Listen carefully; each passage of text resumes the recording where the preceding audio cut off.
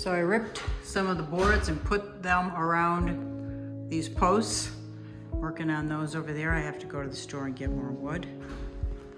But I did these last so I could kind of sort of hide the bottom connection without putting more molding. But it looks like I might need some molding up there. I don't know. We'll see. What I did was I just made boxes and then did my best to square them off. And that's how they're attached. So they kind of match.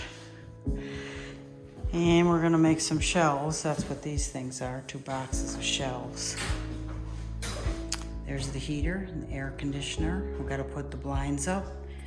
And, you know, that's it.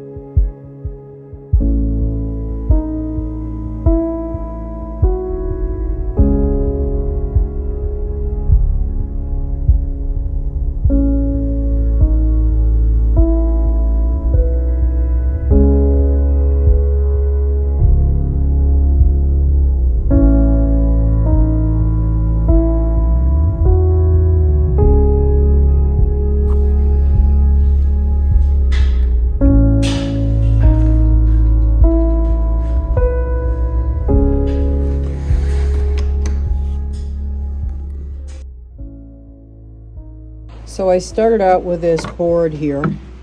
I think this is, it looks a lot like Paduke. It is a very, very hard wood. Let me see. Coca choke maybe. I cut the words off. Anyway, I ripped a section off of this, about that wide. And then I took that section. This is 1/2 of it. So the board was about this wide. You know, that wide. And I ripped a section off of it and on the table saw, and then I flipped that section and cut a piece off of it. And this one's about 3/8 of an inch. The piece I chose was about 1/4 inch, maybe a little bit more than 1/4 inch. But then what I did was, I'll show you with this one. I took out a section like about like this, down. See if I can show you. Down like that and then over. So I cut this like this. Like this. I cut down this section out of the whole length of the board.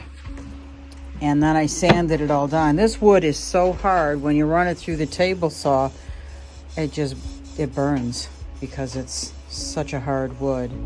I think it has a lot of oils in it too. I don't know if that constitutes the burning, but I touch it like this and it feels smooth. But I know that's a burn mark from the table saw. In any event, this is what it looked like on the other side, kind of like raw wood. And it's just a really hard piece of wood, so it's perfect for a threshold. But once I cut that section out down here along the whole piece, I could then, because what happened is the floor that I laid was higher. Let's say this was a floor. It was higher than the opposite side. I'll go show you that inside and go over that. It's tough to see the difference in height between the gray floor and the brown floor on the outside. but there was a definitive difference, and I needed a threshold there to make sure that I didn't pick up that gray new floor that we put in when you walked over it or tripped over it. So that piece was definitely thin, and with a gouge out of it, I secured it with some liquid nails and just weighted it down, taped it down to make sure it stayed in place. Once it's all dry, I'll go over it with a coat of urethane to protect it. The only thing left to do is to paint the interior frame of the doorway, but right now it's getting filled up with stuff, so that'll happen next week. Thanks for watching. Please subscribe, like, and share, and I'll see you on my next video, normally on Fridays at 5 p.m.